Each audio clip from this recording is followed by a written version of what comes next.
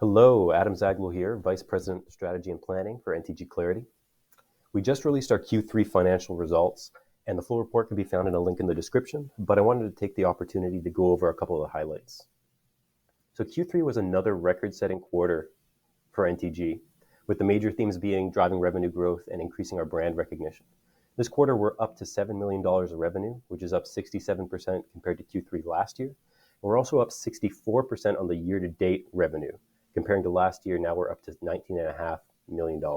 If you take a look at the graph here, you can see we're continuing on our positive growth trajectory, and that's following a record-setting Q2 2023 and a record-setting Q1 2023 with $6.3 and $6.1 million in revenue, respectively.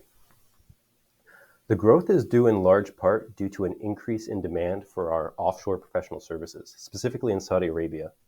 Now, the whole country of Saudi Arabia is undergoing a digital transformation right now, and we're constantly working hard to have our supply meet that demand. We announced in a press release earlier this year that we're opening up a new office in Egypt where our professional services offshoring center is located, and we're really excited to keep growing our professional services offering in this way. I wanted to take a look at our balance sheet. I get a lot of questions from investors about our working capital, specifically why it's in a deficit.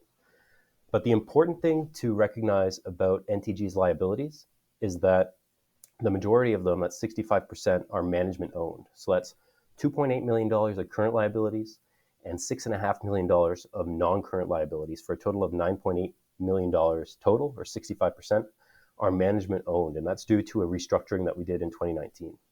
So because they're management owned, that means that they're relatively safe. And because there are no specific repayment terms in the contracts, that also means that the debt is relatively cheap. So while we're constantly using our profitability to pay off our debts, for example, this year so far, our working capital deficit has decreased 16%, or by $500,000. At the end of the day, because the majority of our liabilities are management owned, the company's in a much stronger position than a first glance at the balance sheet would tell you. So to summarize Q3 2023, we've been focusing a lot on revenue growth and increasing our brand recognition as a top provider of professional services, and that's going to continue. So as of September 30th, so as of the end of Q3, we had a backlog of $18.7 million in unbilled contracts. Now that's already exceeding the total value of the revenue for 2022, and it's approaching the revenue for 2023 so far. So this puts us in a really healthy and strong position to continue our growth.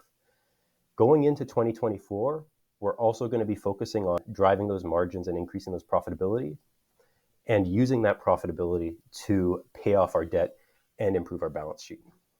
So overall, really excited to continue on our growth path. And I'm looking forward to also putting out informational videos like this in the future. So if you have any questions or need any points clarified, feel free to shoot me an email or pop a comment down below.